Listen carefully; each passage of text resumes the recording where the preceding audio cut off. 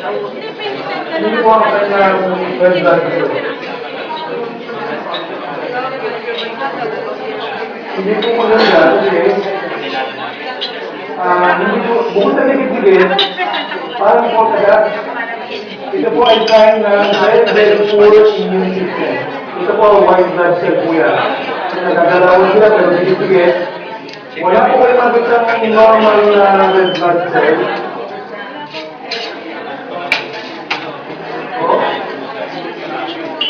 Bigit-bigit na, tapos, dapat ito Hindi kami lumipat sa Mindoro.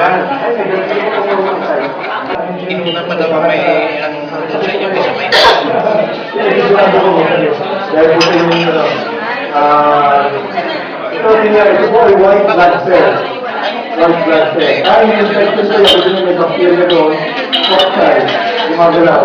Pero pag sa doon, gumagalaw. Infection niya. Okay? So, tingnan naman natin po yung kay